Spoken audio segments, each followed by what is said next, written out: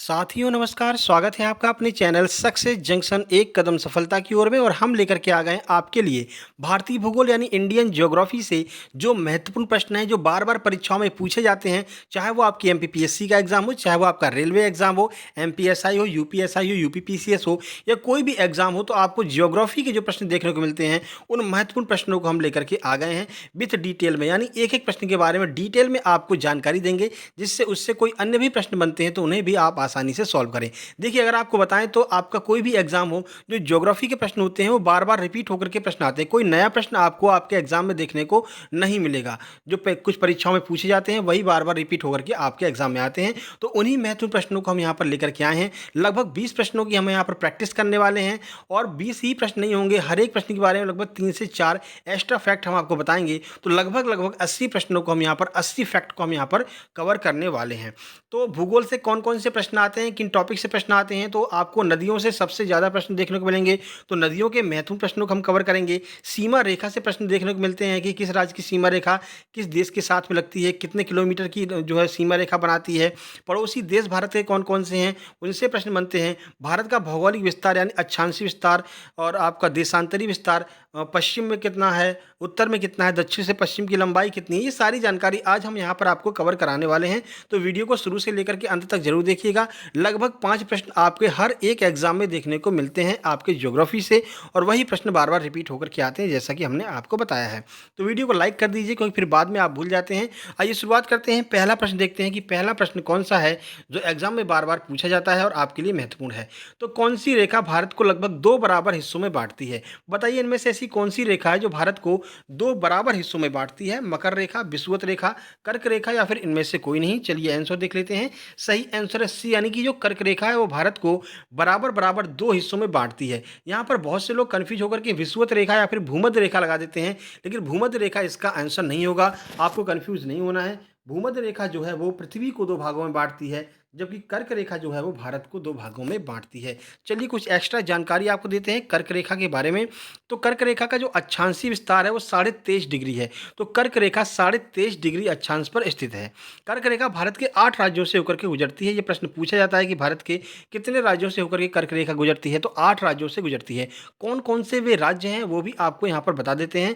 तो गुजरात, राजस्थान, मध्य प्रदेश, छत्तीसगढ़, झारखंड, त्रिपुरा, मिजोरम, पश्चिम बंगाल, इन 8 राज्यों से होकर के भारत से जो है कर्क रेखा गुजरती है। इन 8 राज्यों से गुजरती है। मध्य प्रदेश की बात करें तो मध्य प्रदेश के 14 जिलों से होकर के कर्क रेखा गुजरती है। ये भी आपको याद रखना है। एक छोटी सी ट्रिक है, मित्र पर गमछा झार। तो ये 8 राज्य आपको याद हो जाएंगे, जिसमें कि मी से हो जाएगा मिजोरम, त्रा से त्रिपुरा हो जाएगा, पा से पश्चिम बंगाल हो जाएगा, रा से राजस्थान हो जाएगा, गा से गुजरात हो जाएगा, मा से मध्य प्रदेश हो जाएगा और आपका छा से छत्तीसगढ़ हो जाएगा। तो इस तरह से आप याद कर सकते हैं, मित्र पर गमछा झार, तो आपको याद हो जाएगा कर्क रेखा भारत के 8 राज्यों से होकर के गुजरती है। चलिए आगे बढ़ते हैं, अगला प्रश्न देख लेते हैं। अगला प्रश्न है, भारत का क्षेत्रफल विश्व के क्षेत्रफल का कितना प्रतिशत है? यह प्रश्न भी कई बार परीक्षाओं में पूछा गया है। 2.42%, 1.94%, 17.5% या फिर 18.9%। आइए आंसर देखते हैं। सही आंसर है ए, यानी कि 2.42% जो है भारत का क्षेत्रफल विश्व के कुल क्षेत्रफल का है। ठीक है।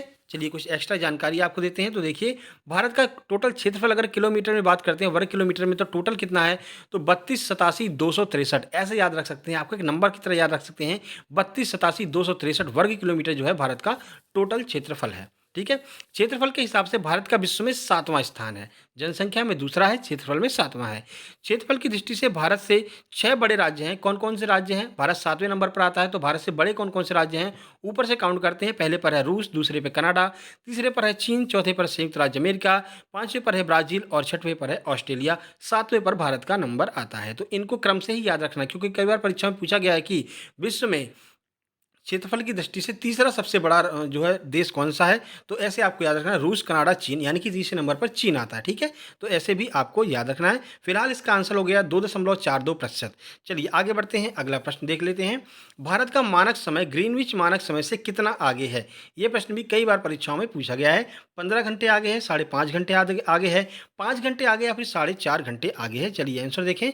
सही आंसर बी, यानी कि 5.5 घंटे, 5 घंटे 30 मिनट जो है भारत का जो समय है वो ग्रीनविच मानक समय से 5 घंटे 30 मिनट आगे है। ठीक है। चलिए कुछ एक्स्ट्रा फैक्ट, तो भारत का मानक रेखा जो है वो 82.5 डिग्री पूर्वी देशांतर है। तो भारत की जो मानक समय रेखा है वो 82.5 डिग्री पूर्वी देशांतर पर स्थित है। भारत का मानक समय कहाँ पर है? तो प्रयागराज के नैनी से होकर के भारत की मानक समय रेखा गुजरती है। यह प्रश्न भी कई बार पूछा गया है। वहीं अगर मध्य प्रदेश की बात करते हैं तो मध्य प्रदेश के सिंगरौली से होकर के जो मानक समय रेखा है वो गुजरती है। ठीक है। समय रेखा भारत के 5 राज्यों से होकर के गुजरती है। 5 राज्य कौन कौन से हैं? उत्तर प्रदेश है, मध्य प्रदेश है, छत्तीसगढ़ है, ओडिशा है, आंध्र प्रदेश है। इन 5 राज्यों से होकर के जो भारत की मानक समय रेखा है वो गुजरती है। ठीक है। चलिए, आंधी में छाता ऊपर उड़ा, ऐसे करके भी आप याद कर सकते हैं। ठीक है। चलिए आगे बढ़ते हैं। भारत किस गोलार्ध में स्थित है? यह भी आपका महत्वपूर्ण प्रश्न है कि भारत किस गोलार्ध में स्थित है? उत्तरी और पश्चिमी गोलार्ध में, उत्तर और पूर्वी गोलार्ध में, दक्षिण पश्चिम गोलार्ध में, या फिर इनमें से कोई नहीं? तो चलिए आंसर देखिए, सही आंसर है बी, यानी कि उत्तर और पश्चिमी गोलार्ध में भारत स्थित है। तो भारत के अक्षांश की दृष्टि से उत्तरी गोलार्ध में तथा देशांतर की दृष्टि से पूर्वी गोलार्ध में ये स्थित है। चलिए आगे बढ़ते हैं और अगला प्रश्न देखते हैं। भारत का उत्तर से दक्षिण तक का विस्तार कितना है? यानी कि उत्तर से लेकर के दक्षिण तक भारत की लंबाई कितनी है? 3214 किलोमीटर, 2525 किलोमीटर, 4800 किलोमीटर, या फिर 5667 किलोमीटर? कितनी दूरी है भारत की अगर उत्तर से बात करते हैं तो दक्षिण तक में? आइए आंसर देख लेते हैं। सही आंसर ए, यानी कि 3214 किलोमीटर है अगर आप जम्मू कश्मीर से लेकर के कन्याकुमारी तक जाते हैं तो, यानी कि उत्तर से दक्षिण तक की दूरी 3214 किलोमीटर है। चलिए कुछ जानकारी आपको देते हैं। तो भारत का पूर्व से पश्चिम का विस्तार 2933 किलोमीटर है। यानी अगर उत्तर से दक्षिण की बात करते हैं 3214, पूर्व से पश्चिम बात करते हैं 2933। भारत की स्थलीय सीमा की कुल लंबाई कितनी है? तो 15,200 किलोमीटर भारत की टोटल स्थलीय सीमा जो है उसकी लंबाई है। भारत के कुल तटीय भाग की लंबाई कितनी है? टोटल तटीय भाग जो है उनकी लंबाई कितनी है? तो 7516.60 किलोमीटर जो है वो भारत के कुल तटीय क्षेत्र की जो है लंबाई है। अगर भारत के जो शुद्ध अगर भूमि की बात करते हैं तो शुद्ध तटीय क्षेत्र कितना है? तो 6100 किलोमीटर जो है वो शुद्ध तटीय क्षेत्र है। ठीक है। अब सर शुद्ध में और कुल में क्या अंतर है? तो देखिए, शुद्ध की बात करते हैं तो भारत में जो जो है, उसके बाद अगर आप अंडमान निकोबार को काउंट कर लेते हैं, लक्षद्वीप को काउंट कर लेते हैं, तो ये भारत से थोड़ी दूरी पर स्थित है, समुद्र के बीचों बीच स्थित है।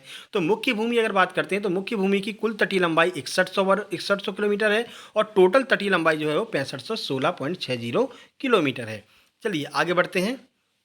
अगला प्रश्न है, दक्षिण भारत की गंगा किस नदी को कहा जाता है? बहुत कंफ्यूजिंग प्रश्न है। दक्षिण भारत की गंगा और दक्षिणी गंगा में क्या डिफरेंस है वो भी हम आपको बताने वाले हैं। ऑप्शन ए है गोदावरी नदी, कावेरी नदी, लूनी नदी, या फिर कृष्णा नदी। बताइए किसे दक्षिण भारत की गंगा कहते हैं? चलिए आंसर देखिए, सही आंसर है बी, यानी कि कावेरी नदी को दक्षिण भारत की गंगा कहा जाता है। तो दक्षिण भारत की गंगा कावेरी नदी को कहा जाता है। वहीं गोदावरी नदी को दक्षिणी गंगा या फिर दक्षिण गंगा के नाम से जाना जाता है। थोड़ा सा डिफरेंस और प्रश्न आपका गलत हो सकता है। दक्षिण भारत की गंगा कौन है? कावेरी नदी है। और दक्षिण गंगा कौन है? तो आपकी गोदावरी नदी है। ठीक है। चलिए आगे बढ़ते हैं। अगला प्रश्न, अलकनंदा एवं भागीरथी कहाँ मिलकर के गंगा नदी बन जाती हैं? एमपीपीएससी का तो ये फेवरेट प्रश्न है।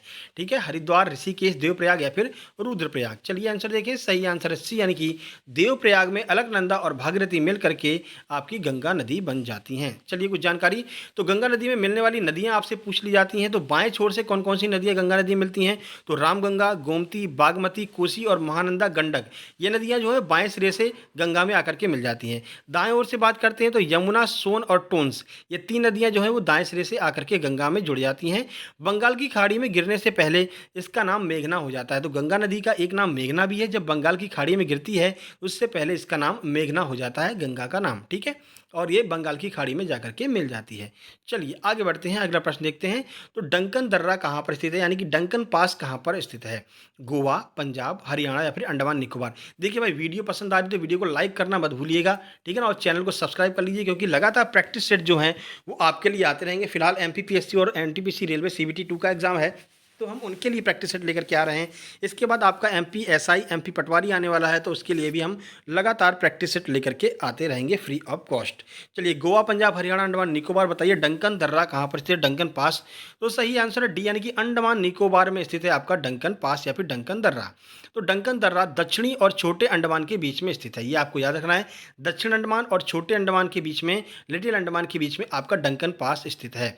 ये 48 किलोमीटर चौड़ा है। तो इसकी चौड़ाई कितनी है? 48 किलोमीटर है। ये ग्रेट अंडमान को लिटिल अंडमान से अलग करता है। ये बहुत ही महत्वपूर्ण प्रश्न है, इस पर आप स्टार लगा लीजिए। प्रश्न पूछा जाता है कि ग्रेट अंडमान को लिटिल अंडमान से कौन सा दर्रा अलग करता है? तो जो डंकन पास है वो ग्रेट अंडमान को लिटिल अंडमान से अलग करता है। आगे बढ़ते हैं। अगला प्रश्न है, भारत के कुल कितने पड़ोसी देश हैं?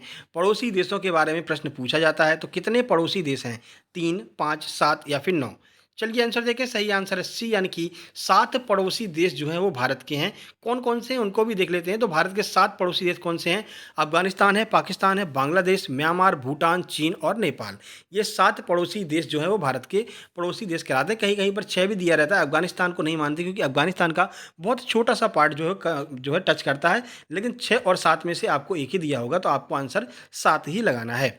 भारत की सर्वाधिक स्थलीय सीमा किससे लगती है? तो बांग्लादेश के साथ में भारत की सर्वाधिक स्थलीय सीमा लगती है, ये आपको याद रखना है।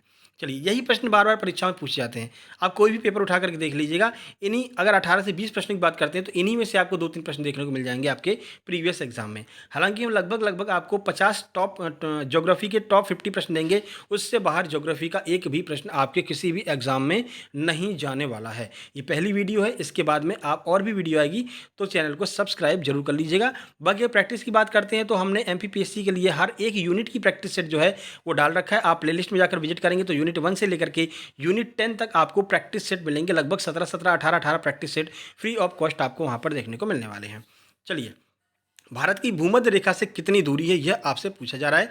876 किलोमीटर, 1500 किलोमीटर, 2950 किलोमीटर या फिर 1289 किलोमीटर। चलिए आंसर देखें। सही आंसर है ए, यानी कि 876 किलोमीटर की दूरी है भारत की भूमध्य रेखा या फिर विषुवत रेखा से। तो विषुवत रेखा से भारत की दूरी 876 किलोमीटर है। विषुवत रेखा उत्तरी ध्रुव तथा दक्षिणी ध्रुव से समान दूरी पर स्थित है, यानी कि बिल्कुल बीचों बीच पृथ्वी की जो रेखा गई है वो आपकी विषुवत रेखा है।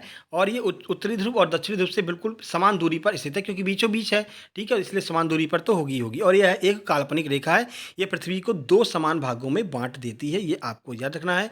विषुवत रेखा, भूमध्य रेखा दोनों एक ही बात है। कई बार कंफ्यूज हो जाते हैं कि विषुवत रेखा अलग है, भूमध्य अलग है। नहीं, भूमध्य रेखा का ही दूसरा नाम विषुवत रेखा है। चलिए अगला प्रश्न, भारत चीन की सीमा रेखा की टोटल लंबाई कितनी है? 3100 किलोमीटर, 3488 किलोमीटर, 2550 किलोमीटर या फिर 2800 किलोमीटर? आइए आंसर देखते हैं। सही आंसर है बी, यानी कि 3488 किलोमीटर भारत और चीन की सीमा रेखा की लंबाई है। तो चीन और भारत के बीच में कौन-कौन से राज्य पड़ते हैं, कौन-कौन से राज्य यहाँ पर टच करते हैं, वो कवर करते हैं। तो पहले भारत और चीन के बीच सीमा रेखा को क्या कहते हैं? यह प्रश्न कई बार पूछा गया। तो मैकमोहन रेखा कहते हैं भारत और चीन के बीच की जो सीमा रेखा है, ठीक है। और भारत और पाकिस्तान के बीच की सीमा रेखा रेड क्लिफ कहलाती है। और भारत और जो आपका श्रीलंका है तो पाक जल डमरू मध्य कहते हैं। ये तीनों प्रश्न कई बार परीक्षाओं में पूछे गए हैं। तो चीन की सीमा भारत के 5 यूटी और स्टेट से लगती है, यानी कि 5 यूटी और स्टेट में जो है भारत और चीन की सीमा आपस में साझा होती है। कौन-कौन से हैं? तो लद्दाख है, हिमाचल प्रदेश है, उत्तराखंड है, सिक्किम और अरुणाचल प्रदेश। इन 5 राज्यों और यूटी से जो है आपकी चीन की और भारत की सीमा रेखा मैच करती है। चलिए आगे बढ़ते हैं। चलिए, भारत का उत्तरतम बिंदु का क्या नाम है? यानी कि भारत का जो उत्तरतम बिंदु है, उत्तर दिशा में जो लास्ट बिंदु है उसका नाम क्या है? इंदिरा कॉल, इंदिरा पॉइंट, कीबिथु या फिर इनमें से कोई नहीं? तो चारों आज कवर करा देंगे। उत्तरतम कौन सा, दक्षिणतम कौन सा है, पश्चिमतम कौन सा है और पूर्वतम कौन सा है? सही आंसर है ए, यानी कि इंदिरा कॉल जो है वो भारत का उत्तरतम बिंदु है। चलिए कुछ जानकारी देते हैं। तो भारत का दक्षिणतम बिंदु बात करें तो इंदिरा पॉइंट जो है वो भारत का दक्षिणतम बिंदु है, जो कन्याकुमारी में है। पश्चिमतम बिंदु की बात करते हैं तो ये आपका सरक्रीक है, जो कि गुजरात में है। पूर्वी बिंदु की बात करते हैं तो कीबिथु है, जो कि अरुणाचल प्रदेश में स्थित है। तो चारों आपको याद हो गए। उत्तरतम बिंदु कौन सा? इंदिरा कॉल है। दक्षिणतम बिंदु कौन सा? इंदिरा पॉइंट है। अगर आप पश्चिमतम बिंदु की बात करते हैं तो गुजरात है। और अगर आप पूर्वतम बिंदु की बात करते हैं तो कीबिथु, जो कि अरुणाचल प्रदेश में स्थित है। ये आपका जो है पूर्वी बिंदु हो जाता है। चलिए अगला प्रश्न देखें। अगला प्रश्न है, निम्नलिखित में से किस पद का इस्तेमाल दो नदियों के बीच की भूमि के लिए किया जाता है? यानी कि दो नदियों के बीच में जो भूमि बाकी रह जाती है, उस भूमि को क्या कहते हैं? उसके लिए एक शब्द क्या है? पठार, दोआब, घाटी या फिर मुहाना? आइए आंसर देखें। सही आंसर बी, यानी कि ऐसी भूमि जो दो नदियों के बीच में है उसे हम दोआब कहते हैं। दोआब का आप समझ सकते हैं, आब का मतलब होता है कि नदियाँ या फिर जल क्षेत्र, और दो यानी कि दो नदियों के बीच में जो क्षेत्र पड़ता है उसे हम दोआब कहते हैं। ऐसे भी आप याद कर सकते हैं। तो पंजाब हरियाणा का जो मैदान है वो 5 नदियों द्वारा अपवाहित होता है, और नदियों के बीच के स्थान को दोआब कहते हैं, ठीक है। ये भी आपको याद रखना है। जो कन्नौज है, तो कन्नौज जो है वो गंगा के दोआब क्षेत्र में आता है। कन्नौज पर बहुत ज़्यादा यहाँ पर जो है कृषि का उत्पादन हुआ करता था, इसलिए कन्नौज से बहुत ज़्यादा रेवेन्यू आता था जो है मौर्य साम्राज्य में। ये भी आपको याद रखना है। आगे बढ़ते हैं। अगला प्रश्न है, ब्यास नदी कहाँ से निकलती है, कहाँ से होकर के ब्यास नदी निकलती है? रोहतांग दर्रा से, गंगोत्री हिमनद से, जाना पाओगी पहाड़ी से, या फिर अमरकंटक की पहाड़ी से? कहाँ से जो है ब्यास नदी आपकी निकलती है? आइए आंसर देखें। सही आंसर है ए, यानी कि रोहतांग पास जो है वहाँ से ब्यास नदी निकलती है। चलिए जो जहाँ से निकलती है उस स्थान को देख लेते हैं, क्योंकि पूछा जाता है। तो ब्यास नदी का जो उद्गम स्थल है वो हिमाचल प्रदेश में रोहतांग पास के पास में व्यास कुंड है। तो रोहतांग दर्रे के पास में एक व्यास कुंड है जहाँ से व्यास नदी निकलती है। तो कहाँ पर समाप्त होती है वो भी देख लें। तो ब्यास नदी सतलुज नदी में जाकर के मिल जाती है और इसके ही ऊपर हरिके बैराज बनाया गया है। तो हरिके बांध कहाँ पर है, प्रश्न पूछा गया है किस नदी पर है? तो याद रखिएगा, जहाँ पर सतलुज और ब्यास दोनों नदियाँ मिलती हैं वहीं पर आपका हरिके बांध बनाया गया है। ठीक है, अगला प्रश्न है, अंडमान निकोबार द्वीप समूह में कुल कितने द्वीप हैं? यह भी प्रश्न कई बार पूछा गया है। 572 द्वीप हैं, 275 हैं, 450 हैं, या फिर 234? कितने द्वीप हैं अंडमान निकोबार द्वीप समूह में? आइए आंसर देखें। सही आंसर है ए, यानी कि टोटल 572 द्वीप जो है वो आपके अंडमान निकोबार द्वीप समूह में स्थित है। चलिए, अंडमान निकोबार द्वीप समूह बंगाल की खाड़ी में स्थित है। पहला पॉइंट आपको यही कवर हो जाना चाहिए, अंडमान निकोबार द्वीप समूह जो है वो बंगाल की खाड़ी में है। तो सर अरब सागर में कौन सा है? तो लक्षद्वीप जो है वो आपका अरब सागर में आता है। ठीक है, तो अंडमान निकोबार की राजधानी पोर्ट ब्लेयर है, याद रखिएगा। अंडमान निकोबार की सबसे ऊंची चोटी पूछ ली जाती है, तो जो सैडल पीक है वो अंडमान निकोबार की सबसे ऊंची चोटी है, 732 मीटर इसकी ऊंचाई है। 10 डिग्री चैनल अंडमान द्वीप को निकोबार द्वीप से अलग करता है। बहुत महत्वपूर्ण प्रश्न है, अंडमान द्वीप को निकोबार द्वीप से कौन अलग करता है? तो 10 डिग्री चैनल जो है वो अंडमान को निकोबार से अलग करता है। अगला प्रश्न, व्हीलर द्वीप का नया नाम क्या हो गया है? करंट अफेयर का प्रश्न है। विक्रम साराभाई द्वीप, अब्दुल कलाम द्वीप, सतीश धवन द्वीप, या फिर इनमें से कोई नहीं? तो व्हीलर द्वीप का नाम चेंज करके क्या कर दिया गया है? सही आंसर है बी, यानी कि अब्दुल कलाम द्वीप कर दिया गया है व्हीलर द्वीप का नाम। तो देखिए, डॉक्टर अब्दुल कलाम द्वीप को व्हीलर द्वीप के नाम से अब जाना जाता है। ठीक है, यानी कि जो व्हीलर द्वीप है उसका नाम डॉक्टर अब्दुल कलाम द्वीप कर दिया गया है। ओडिशा के तट से थोड़ी दूरी पर ये व्हीलर द्वीप स्थित है, जिसे अब्दुल कलाम द्वीप कहते हैं। सितंबर 2015 में व्हीलर द्वीप का नाम बदल करके डॉक्टर एपीजे अब्दुल कलाम के नाम पर रख दिया गया था। तो व्हीलर कौन थे? तो जो फ्रांस है, तो फ्रांस के एक जो है सेनापति हुआ करते थे व्हीलर, उनके नाम पर व्हीलर द्वीप नाम पड़ा था। 2015 में चेंज करके डॉक्टर एपीजे अब्दुल कलाम के नाम पर इस द्वीप का नाम रख दिया गया। ठीक है, आगे बढ़ते हैं। भारत की सर्वोच्च चोटी कौन सी है? सबसे ऊंची चोटी जो भारत में स्थित है वह कौन सी है? माउंट एवरेस्ट, नंगा पर्वत, कंचनजंगा, या फिर गॉडविन ऑस्टिन? आइए आंसर देखते हैं। सही आंसर सी, यानी कि कंचनजंगा जो है वो भारत की सबसे ऊंची चोटी है जो भारत में स्थित है। वहीं बात करते हैं केटू गॉडविन ऑस्टिन की, तो केटू गॉडविन ऑस्टिन जो है वो पीओके में है, यानी पाक ऑक्यूपाइड कश्मीर में होने के कारण भारत की सर्वोच्च चोटी नहीं मानी जाती है। ठीक है, माउंट एवरेस्ट और केटू के बाद कंचनजंगा जो है वो दुनिया की सबसे ऊंची तीसरी चोटी है।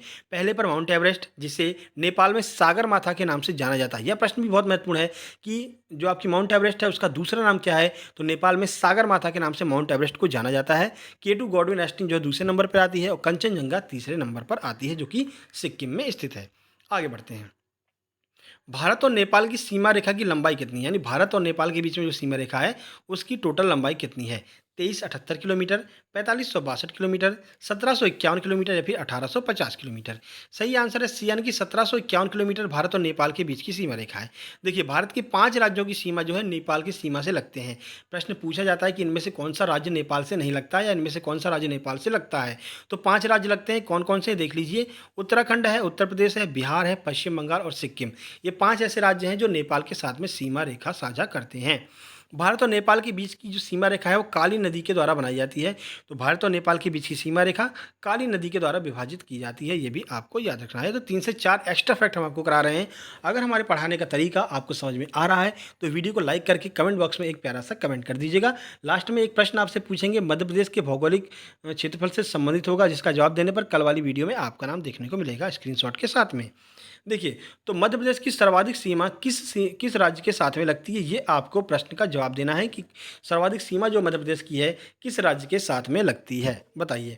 बाकी वीडियो पसंद आए वीडियो को लाइक कीजिए, दोस्तों के पास शेयर कीजिए, चैनल को सब्सक्राइब करके जो है नोटिफिकेशन बेल दबा लीजिएगा, और इसकी पीडीएफ प्राप्त करने के लिए हमारे टेलीग्राम चैनल सक्सेस जंक्शन को ज्वाइन कर लीजिए। अब हम आपके लिए कल जो वीडियो लेकर के आएंगे वो वीडियो होगी कि भारत में वर्तमान में कौन क्या है। बिल्कुल करंट यानी कि आज यानी कि 5 जून तक कौन क्या है भारत में, वो हम आपके लेकर के आ रहे हैं। यानी भारत के थल सेना अध्यक्ष कौन है, वायुसेना अध्यक्ष कौन है, ठीक है, सीएजी कौन है, सीजीआई कौन है, ये सब हम कल लेकर के आपके लिए आने वाले हैं, जिससे कि आपका जो करंट से संबंधित प्रश्न आएगा वो आपका क्लियर हो जाए। तो लगभग 5 प्रश्न आपके भूगोल के और करंट के, यानी कि 2 प्रश्न आप मान करके चलिए नियुक्तियों से 2 से 3 प्रश्न आते हैं, तो वो भी आपका कवर हो जाएगा। ठीक है, ऐसे करके हम एक बड़ा पार्ट जो है यहाँ पर कवर कर लेंगे जीके जीएस का। बाकी ये वीडियो को लाइक ज़रूर कर दीजिएगा। जल्द ही मिलते एक नई वीडियो में, तब तक के लिए नमस्कार, धन्यवाद। ऐसे ही सक्सेस जंक्शन के साथ अपना साथ बनाए रखिए और अपने दोस्तों को भी बताइए कि सक्सेस जंक्शन आपके लिए कुछ एक्स्ट्रा लेकर के आता रहता है, तो ज्वाइन जरूर कर लीजिएगा, चैनल को सब्सक्राइब भी कर लीजिएगा। नमस्कार।